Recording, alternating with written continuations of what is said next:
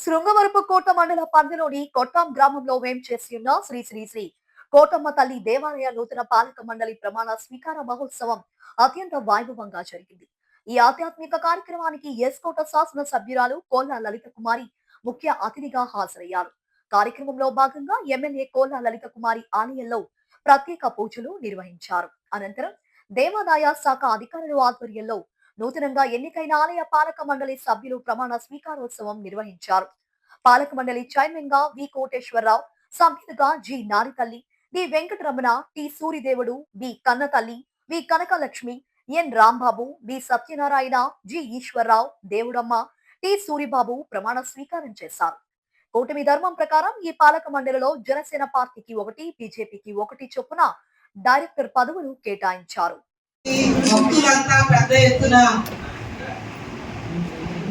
ప్రతిరోజు ఆ తల్లిని దర్శించుకుంటూ మంగళ ఆదివారాల్లో వందలాది మంది భక్తులు ఆ తల్లిని దర్శించుకొని మొక్కులు తీర్చుకొని ఆ తల్లి అనుగ్రహం ఆ కుటుంబం చల్లగా ఆశీర్వదించి మొక్కులు తీర్చుకోవడం మన ప్రాంతంలో ఆనవాయితీ.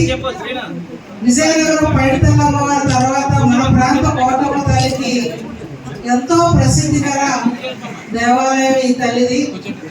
మరి అటువంటి దేవాలయ కమిటీలో సభ్యులుగా ఆ కమిటీ చైర్మన్ గా ఈనాటి కూటమి ప్రభుత్వ సహకారంతో మీరు ఇక్కడ సభ్యులుగా ప్రమాణ స్వీకారం చేశారు అంటే పూర్వ జన్మ సుకృతం ఇదంతాను.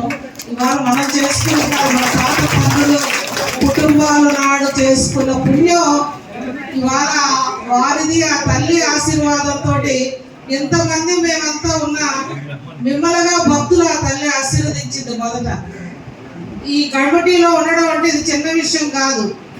మానవ జీవితంలో ఎన్నో ప్రజాప్రతినిధులుగా ఉండేటప్పుడు పదవులు ఎన్నో చేసిన భగవంతుడు సేవ చేసుకునే పదవులు రావడం పూర్వజన్మ సుకృతం. ఇదైతే నాకు చాలా అదృష్టవంతులుగా నేనైతే భావిస్తూ, నిజంగా ఆ తల్లిని మనం ఇక్కడ ప్రజాప్రతినిధులు కాదు భక్తులుగా కొన్ని మౌలిక వస్తువులు అందరం కలిసినట్టుగా